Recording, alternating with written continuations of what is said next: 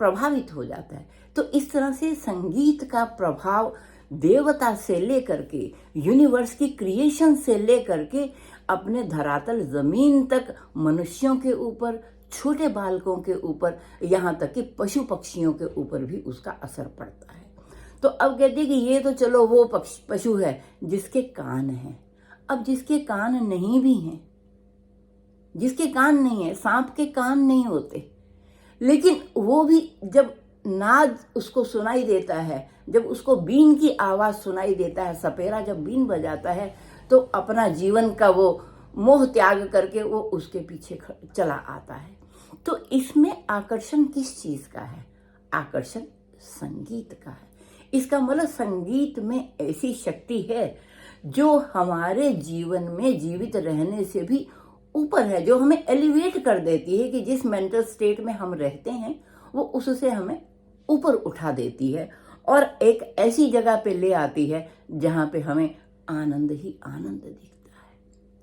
अब दूसरी चीज कि इसका हम प्रैक्टिस कैसे करें, ये तो बात हो गई संगीत की खासियत की, लेकिन इसको मैनिफेस्टेड रूप में कैसे जाना जाएगा? इसको मैनिफेस्टेड रूप में स्वरों के रूप में जाना जाता है।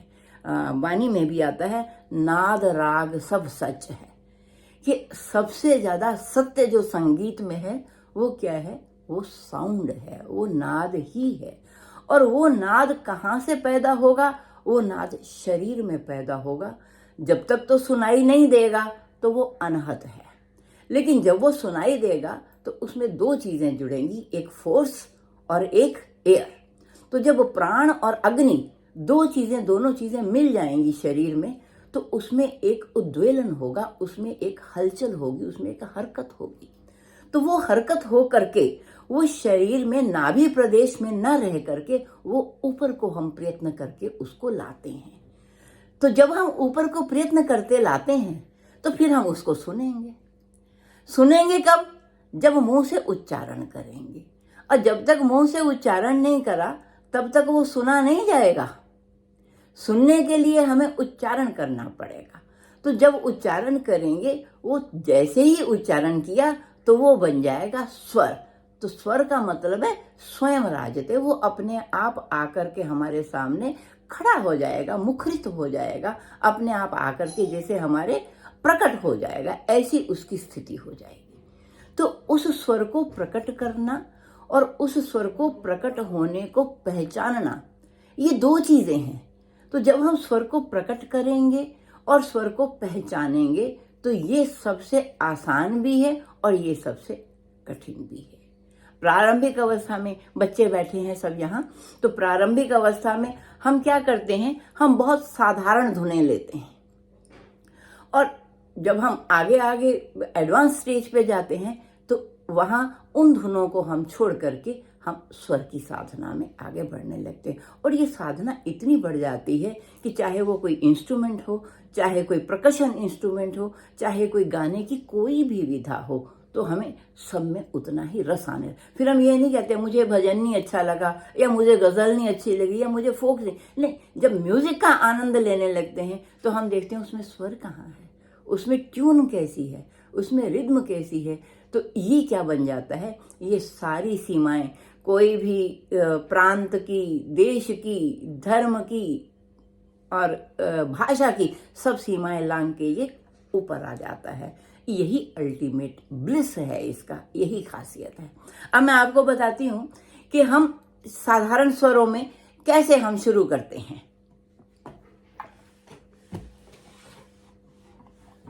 मैंने कोई ऐसी पीपीटी नहीं बनाई क्योंकि मैं लाइव आर्ट में बिलीव करती हूँ। मेरे पास हारमोनियम है,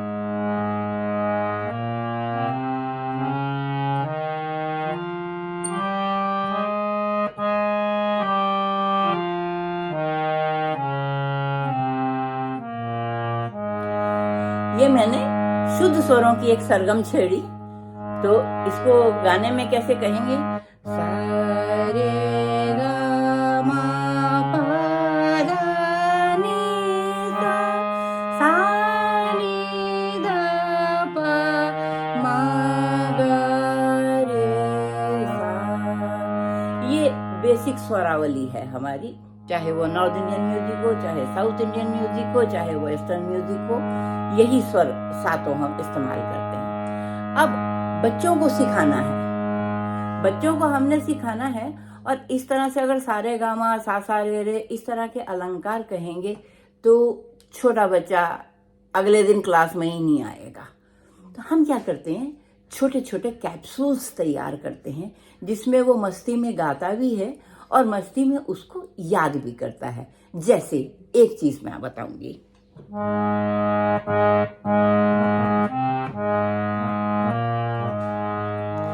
सा सिखाया, सा की जगह बता दी हमने, और क्या कहा, सा साथी गगन तले रे, रेशम सी धूप छाईगा, गाने लगा जमाना, माँ मन माधुरी समाय। अब क्या कहा हमने, उसमें कविता जोड़ दी। बात तो स्वरों की ही थी, लेकिन जोड़ा हमने क्या, साथी गगन तले रे। तो क्या हुआ, रेशम सी धूप छाई, सवेरे का वक्त है। तो सा पे हमने साथी गगन तले रे कहा, और रे से कहा रेशम सी धूप छाई, और गा से कहा गाने लगा जमाना, और म से कहा मन माधुरी समाई। तो हमारा पूरा का पूरा जो कंसेप्ट है इन्हीं 4 स्वरों में आ गया। तो आगे बाद में जोड़ दिया सरे ग म पा पा पा पा।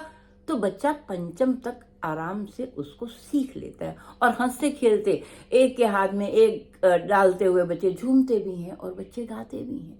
तो इस तरह से ये एज है एक, जिसको हम कहते हैं नर्सरी स्टेज है। लेकिन जैसे जैसे स्टेज एडवांस होती है तो हमारे टेस्ट भी अलग होते जाते हैं। फिर हम स्वर के साथ सिलेक्शन जो है वो भी अलग होता जाता है। तो वो किस तरह का स्वर का सिलेक्शन करना है, वो किस तरह के कंटेंट का सिलेक्शन करना है।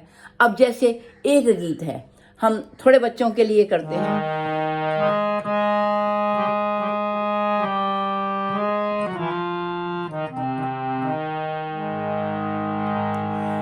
पिता माता की भक्ति में छिपी ईश्वर की भक्ति है। अब बच्चा थोड़ा बड़ा हो गया है, हम उसको क्या दे रहे हैं, संगीत भी दे रहे हैं, और संगीत के माध्यम से मॉरल वैल्यूज भी दे रहे हैं। नहीं तो बच्चे आज के, हमें पेरेंट्स ही नहीं पसंद, आप जाओ हम फ्रेंड्स में ठीक हैं, आप हटो हम मोबाइल में ठीक हैं। लेकिन बाद में बच्चे कहाँ क्या क्या गेम खेलते हुए, मुझे तो उन गेम्स के नाम भी नहीं आते, बच्चे कहाँ से कहाँ क्राइम में चले जाते हैं। तो मेंटली क्या हो जाते हैं, मेंटली डिस्टर्ब भी हो जाते हैं, और मेंटली वो जो एक असहनीय स्थिति है, यहाँ तक कि आत्मघात तक, सुसाइड तक बच्चे चले जाते हैं। तो इस तरह के गीत हम जब संगीत में देते हैं, we have a thought, we have a content, and we have a music too. तो हमारा म्यूजिक सिर्फ म्यूजिक अकेला सारेगामा नहीं है, उसमें हम साथ में कुछ कुछ कंटेंट डालते हैं। तो इसमें मैंने क्या कंटेंट डाला बच्चों के लिए, ये कोई 5वीं 6वीं 7वीं के बच्चे हैं उनके लिए ये है। तो उसमें क्या कहेंगे हम, पिता माता की भक्ति में छिपी ईश्वर की भक्ति है। अब पिता है रूप ईश्वर का, तो माता लक्ष्मी शक्ति है। पिता माता की भक्ति में छिपी ईश्वर की भक्ति है। और फिर इसी में आगे अंतरा क्या है, पिता माता के चरणों में तो गंगा जल की महिमा है, और इनके चरणों में सबकी तीर्थों की दुनिया बसती है, कि सारे तीर्थ जो हैं वो माँ बाप के चरणों में ही है। सो इस तरह का हम एक मैसेज देते हैं, म्यूजिक के माध्यम से देते हैं। इसमें हमारे पास स्वर भी है, राग भी है, लय भी है, और ताल भी है। जब हम इन सारों को यूनाइट करके प्रेजेंट करते हैं, तो बच्चों को जरूर नहीं कहते कि पहले आप गाइए या आप बजाइए, हम अपनी प्रैक्टिस करना शुरू करते हैं। तो हमारी प्रैक्टिस के साथ साथ बच्चे जो हैं वो अपने आप उसमें आना शुरू हो जाते हैं, क्योंकि जो हार्मोनिक म्यूजिक है उसमें बहुत जल्दी छोटी छोटी ट्यून इफेक्ट करती हैं। जो हिंदुस्तानी म्यूजिक है इसका असर देर का होता है और ये आता भी कई तरीकों से है। ये इसके आने का एक ही तरीका नहीं है। छोटे छोटे फोक सॉन्ग्स हैं हमारे पास, छोटी छोटी लोरियां हैं हमारे पास, छोटे छोटे शब्द हैं हमारे पास, छोटे छोटे भजन हैं हमारे पास। हम उन्हीं रागों में, और कुछ राग ऐसे हैं जिनमें शुद्ध स्वर हैं, कुछ राग ऐसे हैं जिनमें फ्लैट नोट्स हैं। तो ये सारे जो हैं ये डिफरेंट मूड्स को बताते हैं, और जैसा मूड होता है वैसा हम राग का सिलेक्शन कर लेते हैं, और वैसे ही राग का सिलेक्शन करते हुए जब हम उसको प्रस्तुत करते हैं, क्योंकि अभी उतने साधन नहीं है मेरे पास, इंस्ट्रूमेंट भी मैंने हारमोनियम ही रखा है अपने पास। सितार मेरा विषय है कि सितार में उन मेलोडीज को बजा के सुनाया जाए, तबला उसके सामने हो, then you can see the effect जो हमारा जो फिजिकल सामने का इफेक्ट आता है। तो इस तरह का म्यूजिक हम केवल कोट कर सकते हैं कि जैसे पंडित रविशंकर जी के संगीत को सुने, या अमजद अली खां साहब के सरोद को सुने, या वीणा को सुने, या शाहिद प्रवेश जी का सितार सुने, या फिर शिव कुमार शर्मा जी का संतूर सुने। तो ये छोटे छोटे छोटे छोटे पीसेस जो हैं ये इस तरह से हमारे पास आने शुरू हो जाते हैं। अब मुझे किसी ने नहीं सिखाया, सपोज मेरे पास कोई टीचर भी नहीं है, मैं म्यूजिक की प्रैक्टिस में आना चाहता हूं। अब मुझे प्रैक्टिस में आने के लिए क्या करना पड़ेगा? मेरे पास कोई साधन नहीं है, I don't have any teacher, I don't have any the practice programme.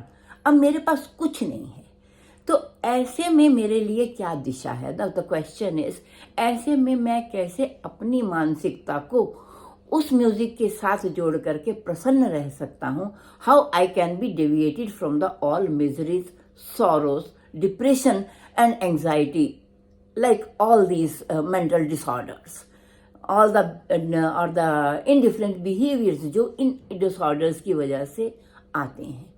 तो हम जब इन्वॉल्व होते हैं, जैसे हम सा कहते हैं, सा कहना है सबसे पहले, रे कहना है सबसे पहले, लेकिन इससे पहले भी एक ध्वनि है, उसको हम कहते हैं एक ओंकार। एक ओम की ध्वनि जो है वो इन सारी ध्वनियों को रेगुलेट कर देती है। उसके लिए करना क्या है? हमें कहीं भी बैठ करके संगीत की साधना नहीं होती, इसके लिए हमें लैब चाहिए। लैब मीन्स कोई एक अलग सा साफ सुथरी जगह चाहिए। अगर वो प्राकृतिक वातावरण में है तो और अच्छा, नहीं है तो बंद कमरा ठीक है, कमरे में भी ठीक है। लेकिन उसमें करना क्या होगा? उसमें एक आसन लगाना है, डायरेक्ट जमीन पे नहीं बैठना। चाहे तो एक पटरा या कोई चौकी होनी चाहिए, या फिर उसके ऊपर कोई कपड़ा बिछा होना चाहिए, दैट शुड बी आसन। तो एक पहले बैठने के लिए एक आसन होना चाहिए, then we should have the atmosphere. उसका माइंड पे एकदम असर होना शुरू हो जाएगा। नहीं तो हम कहीं भी चलते फिरते कहीं सारे गामा करने शुरू हो जाएंगे, उसका असर नहीं होगा। उस लैब में हमें आना पड़ेगा, उस अनुशासन में आना पड़ेगा। तो उस अनुशासन में आने के लिए क्या करना है? एक तो मैंने बताया कि एक जगह, सिलेक्शन ऑफ अ प्लेस, और अगर वो नेचुरल कहीं खुली जगह है बहुत अच्छी बात है। नहीं खुली जगह मिलती, जो एकांत सी शांत सी जगह मिलती है वो हमें सिलेक्ट कर लेना। उसके बाद क्या करना है कि एक टाइम निर्धारित करना है। There should be one time for practice. एक समय होना चाहिए, सवेरे का हो तो बहुत उत्तम, नहीं सवेरे का मिलता तो दोपहर का, शाम का। दोपहर आमतौर पे ज़्यादा सुटेबल नहीं होती, दो ही मुहूर्त ब्रह्म मुहूर्त कहे जाते हैं ज्ञान के लिए, एक सवेरे का और एक शाम का। एक सवेरे 3:30 से 7 बजे तक, एक शाम को 3:30 से 7 बजे तक का समय है। इनमें से कोई एक सिलेक्ट कर लें, चाहे 15 मिनट, चाहे 20 मिनट, चाहे आधा घंटा, जितना भी टाइम अपने को लगता है, उस जगह पे जा करके नित्य प्रति बैठना है। क्योंकि म्यूजिक जो है इसकी थेरेपी तभी काम करती है जब ये डोज हमें रोज मिलती है। ये नहीं होता आज म्यूजिक सुन लिया तो वो बरसों तक हमारा उसका आनंद बना रहेगा और बरसों तक हम उसमें आनंदित होते रहेंगे। नहीं, ये आनंद कैसा है? इसको कहते हैं रस का पाक होता है। इस आनंद का रोज रोज पाक, रोज रोज पकता है। रोज रोज कैसे पकता है? कहते हैं ओदन पचतीवत, जैसे भात पकाया जाता है, जैसे चावल पकाया जाता है कि रोज पानी डाले, रोज चावल डाले, रोज उसमें नमक मसाले जो भी डलने के बाद, और एक उसको प्रोसेसिंग का टाइम चाहिए जिसमें आंच लगा करके जो करते हैं, तो वो उतना जो उसको हीट से जितना प्रोसेसिंग का टाइम जो चाहिए उसके बाद वो पकता है। अगर सारा कुछ मिला करके अगर उसको हीट भी उतनी एकदम दिया, प्रोसेसिंग का टाइम नहीं दिया जाए तो वो नष्ट हो जाएगा, वो खराब हो जाएगा, वो पकेगा नहीं। तो इसी तरह म्यूजिक का जो मन पे जो इफेक्ट होता है, एक तो वो नित्य प्रति के अभ्यास से होता है। अभ्यास दोनों तरह का है, शुरू शुरू में सुनने का और बाद में करने का भी। जब आप सुनने लगो फिर वो करने भी लगता है। मत सोचो कि हम कोई फिल्मी गाना सुन रहे हैं या हम कोई शास्त्रीय संगीत सुन रहे हैं या किसी और देश का जैज या सिम्फनी कुछ भी सुन रहे हैं, मत सोचो। आप सब तरह का सुनिए।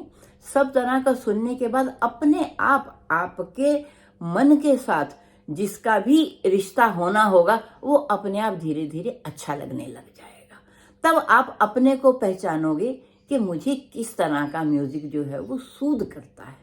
क्योंकि दवाई जो है वो डॉक्टर मरीज का लक्षण देख करके देता है, लेकिन म्यूजिक जो है वो अपना लक्षण देख करके खुद स्वयं ग्रहण करता है।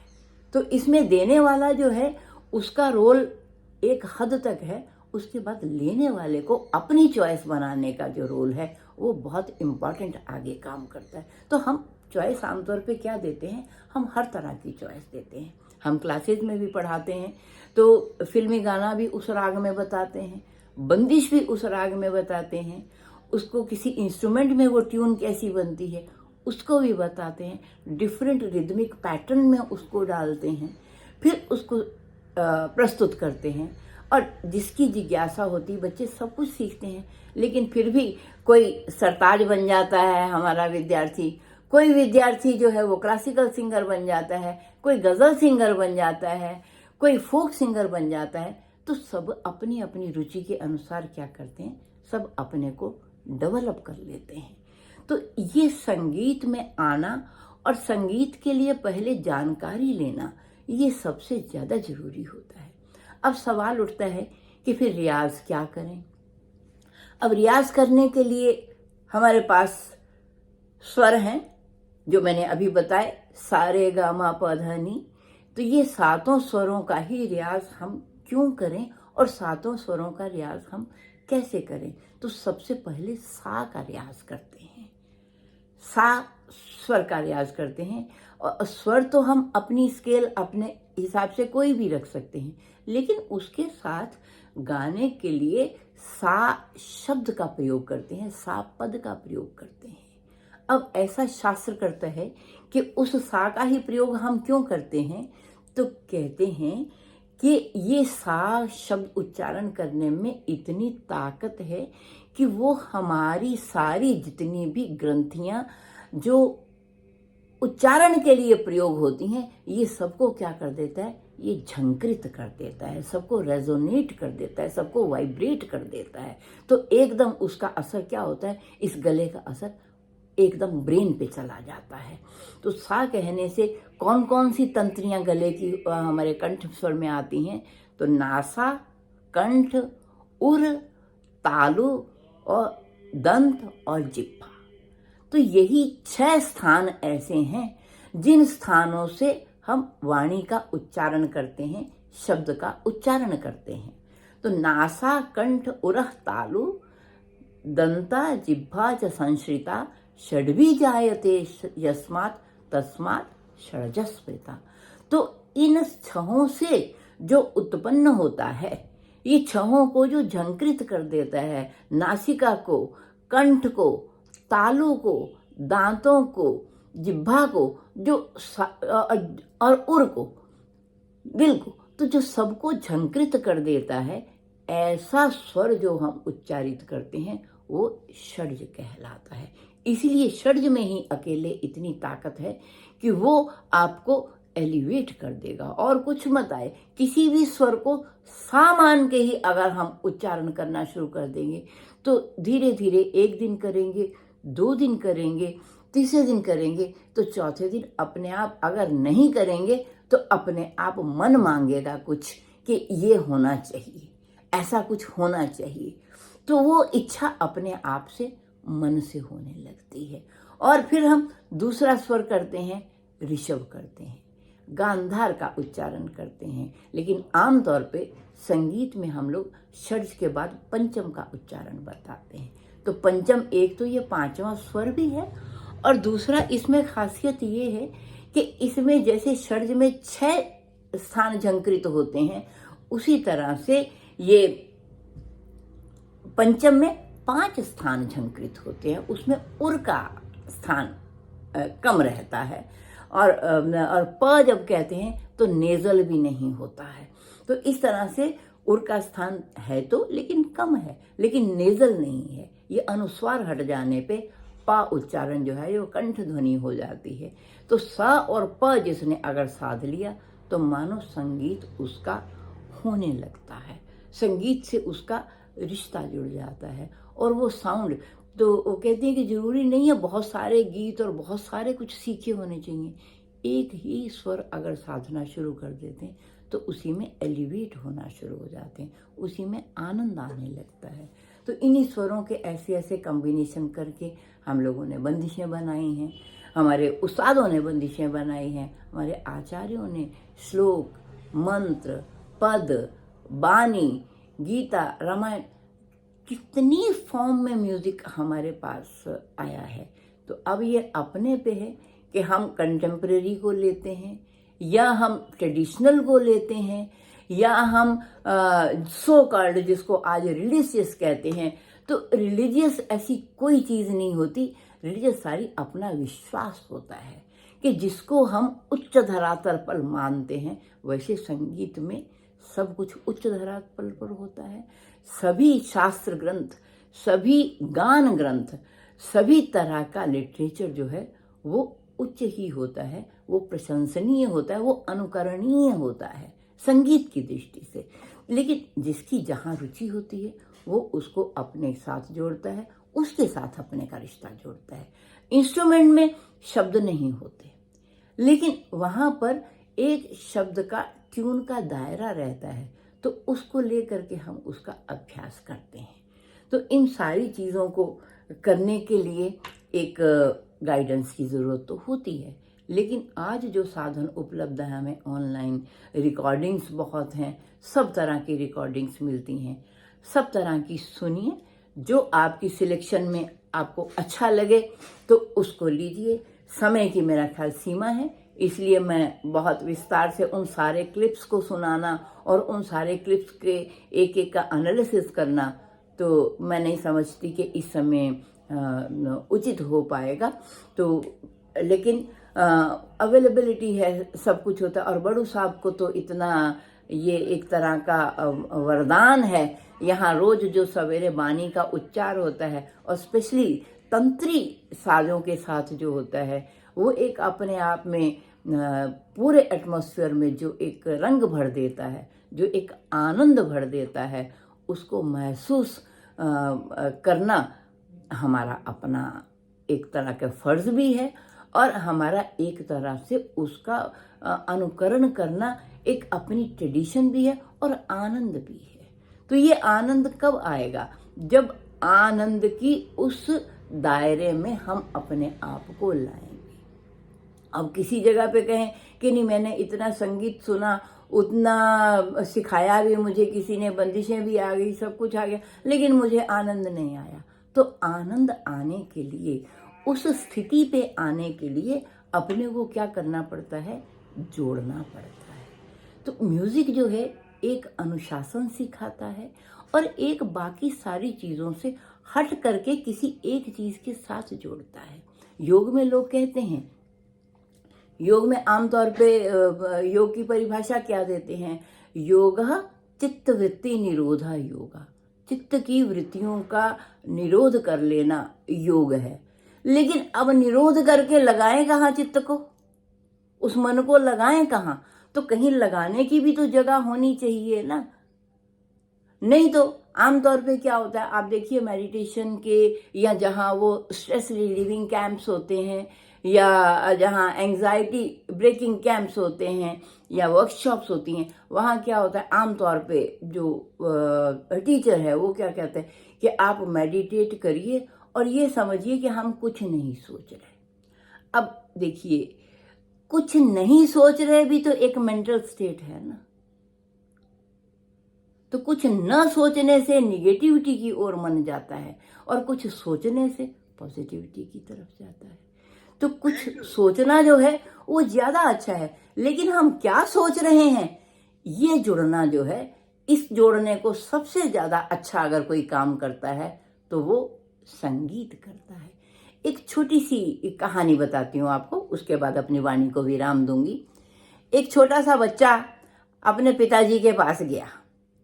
अब ये बड़ा अच्छा है, छोटा सा वाक्या है। अब इसको सुनोगे तो आप देखोगे जिज्ञासाएं कैसे आती हैं और जिज्ञासाएं कैसे शांत भी होती हैं। तो भृगु ऋषि की बात है और भृगु ऋषि का पुत्र ये थे वरुण उनके पिताजी थे। तो ये वाक्या है कि भृगु जो है वरुण के पुत्र अपने पिता वरुण के पास जाते हैं।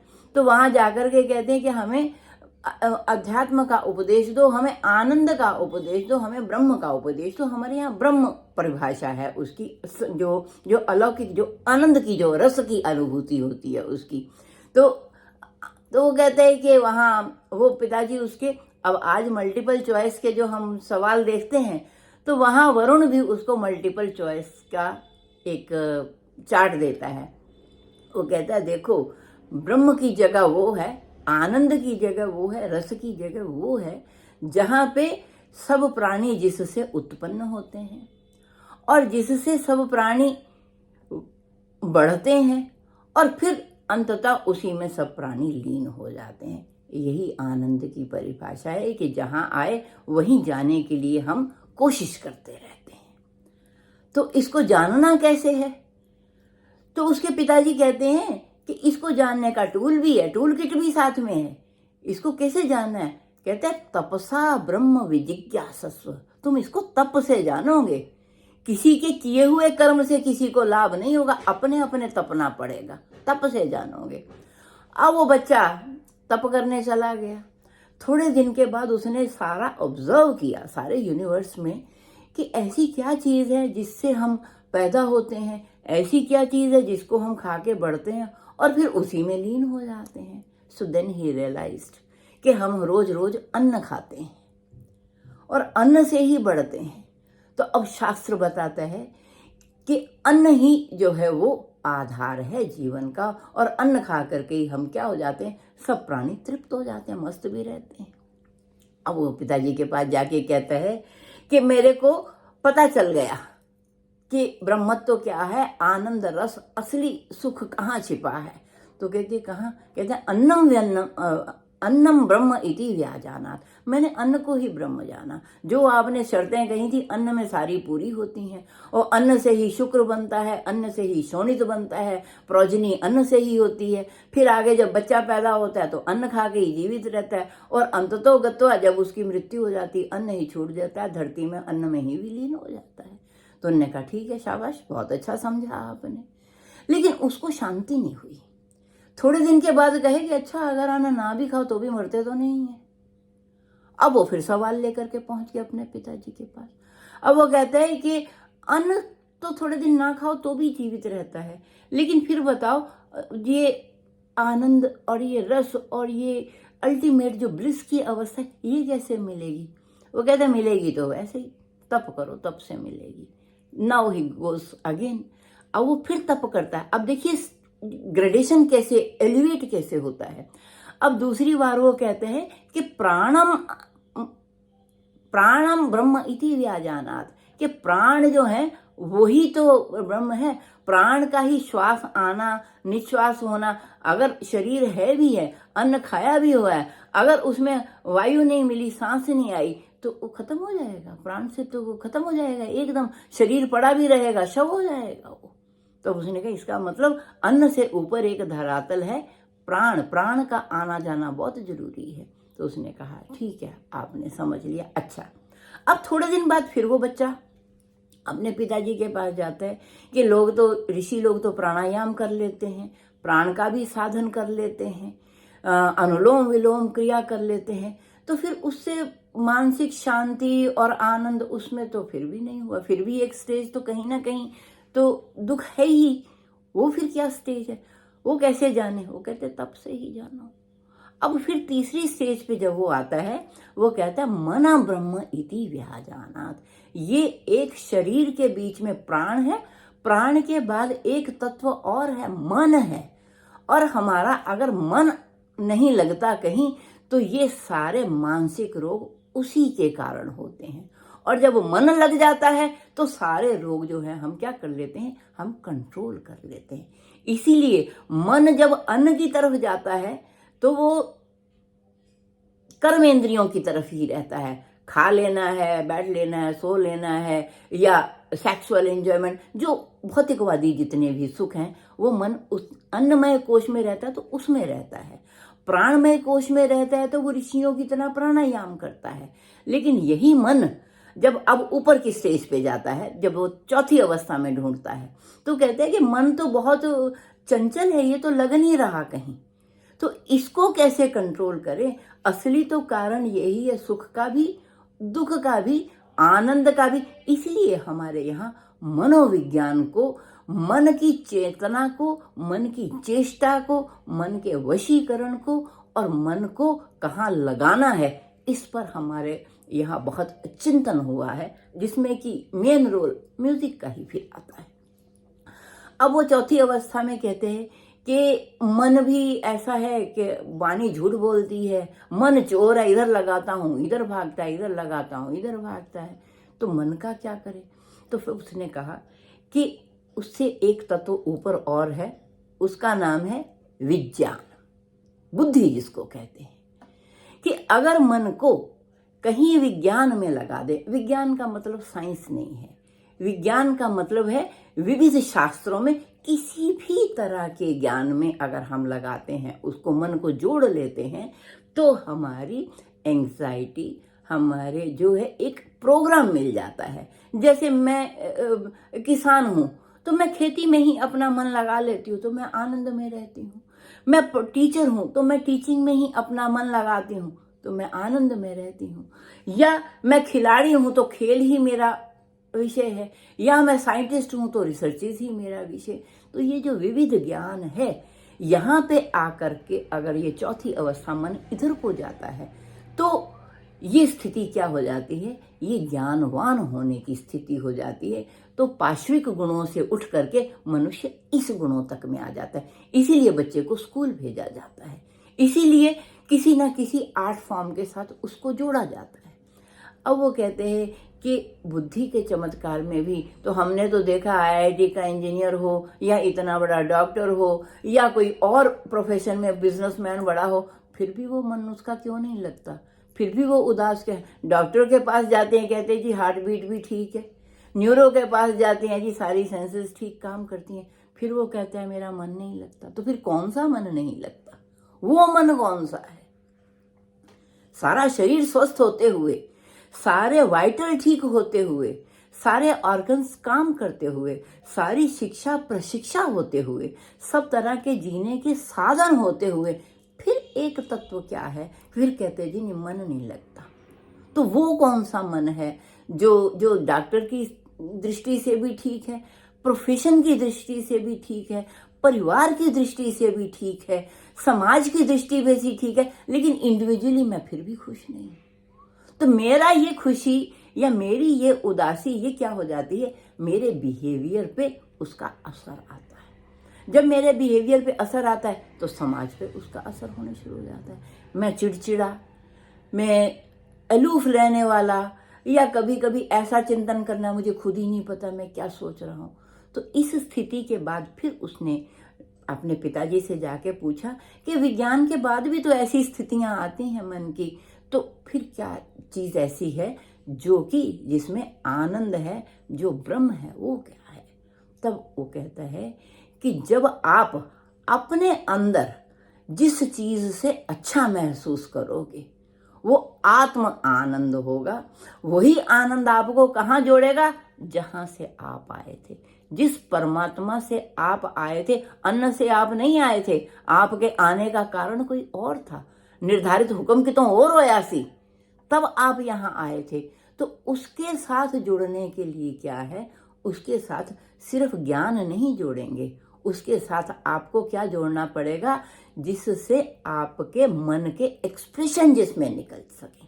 कई चीजें हम भाषा से नहीं कह सकते, कई चीजें हम समाज में वैसे नहीं कह सकते, लेकिन वही बात जब कविता के माध्यम से कहते हैं, जब म्यूजिक ट्यून्स के माध्यम से कहते हैं, तो हमारा हार्ट जो है वो टच करते हैं। हमारे जो संवेग हैं, जिसको हम अपनी संवेदना कहते हैं या वाइब्रेशंस कहते हैं या इनर मोस्ट फीलिंग कहते हैं, जो बड़ी सबल फॉर्म में होती, जो अपने को ही पहचानना भी कभी कभी मुश्किल होता है कि मुझे चाहिए क्या, मुझे यही नहीं पता चलता।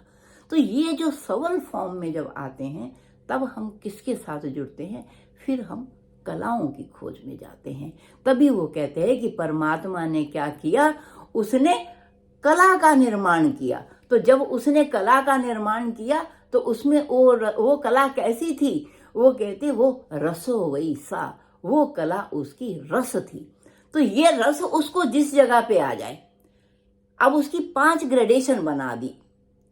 उसके पिताजी ने उसको ग्रेडेशन वाइज समझा दिया कि एक अन्नमय कोश था, एक प्राणमय कोश था, एक मनोमय कोश था, एक विज्ञानमय कोश था, लेकिन अल्टीमेट जो हमें चाहिए था वो आनंदमय कोश था। और उसको क्या आएगा? उसको रस आएगा। रस कैसे आएगा? रसो वैसा, वो ब्रह्म जो स्वरूप है, जो परमात्मा स्वरूप है, जो आनंद, जिसको हम सत्य चित्त आनंद कहते हैं, वो आनंद कैसे आएगा? वो म्यूजिक से आएगा। तो जो एक्सप्रेशन हम नहीं भी कह पाते, जो एक्सप्रेशंस हम महसूस करते हैं, लेकिन म्यूजिक जो है वो कोई तंत्री, कोई ट्यून, कोई शब्द, कोई गीत, कोई ऐसा छू जाता है कि वो बार बार उसको सुनने को दिल करता है, बार बार उसको सीखने को दिल करता है और बार बार उसको समझने को दिल करता है। तो ये एक विशेषता है संगीत की। इसीलिए संगीत जो है उसके लिए लैब बहुत जरूरी है, अगर हम इस तरह के ट्रीटमेंट करना चाहते हैं। क्योंकि किसको क्या पसंद है हमें ऐसे नहीं पता चलेगा। 2-4 दिन जैसे वो बैठेगा, 1 आध महीना जैसे बच्चा बैठेगा, जिस संपर्क में आएगा, तो उस संपर्क में उसके टेस्ट भी डेवलप होने शुरू। कई बार होता है मुझे आज ये अच्छा लगता है, लेकिन किसी आयु के बाद कुछ और अच्छा लगने लग जाता है। तो ये सारी स्टेजेस में कंटेंट भी बदलते हैं, थॉट भी बदलते हैं, मैच्योरिटी भी बदलती है। पर एक चीज जो कभी नहीं बदलती, जो हमेशा ओवर पार करती है और जो हमेशा हमारे एक्सप्रेशन को दुगना करती है और हमें सूद करती है, वो है संगीत, वो है रिद्म। यही मुझे आज के इसमें कहना था। तो चलिए संगीत से मिलें, संगीत सीखें, संगीत सिखाएं, संगीत सुने और सब जगह पूरे विश्व में संगीत का मैसेज दें, ताकि लोग मन से स्वस्थ हों। हमारा शास्त्र कहता भी है, तन में मना शिव संकल्प मस्तु। हमारा मन जो है जब अच्छे संकल्प वाला होगा, जब अच्छे सोच वाला होगा, तो वो क्या करेगा? यह स्वम कृष्णम मन्नते, जो अपने को पूर्ण समझता है, तो गायते वायु, वो गाता है, गीते वा रमते, या फिर वो गीत में रमन करता है। तो let's go to the fullness. Thank you so much very good, बहुत अच्छा। आप तो मेंटल हेल्थ की जो जड़ से इशू है ना, वो बता दिया, बहुत अच्छा किया, बहुत डिटेल में, कॉम्प्रिहेंसिवली। और आपका हम शुक्राना कर ही सकते। आपको हमने रिक्वेस्ट किया, आप फटाफट आ गए, एंड बहुत अच्छा लगा। और आपका बहुत बहुत धन्यवाद, बहुत अच्छा सेशन।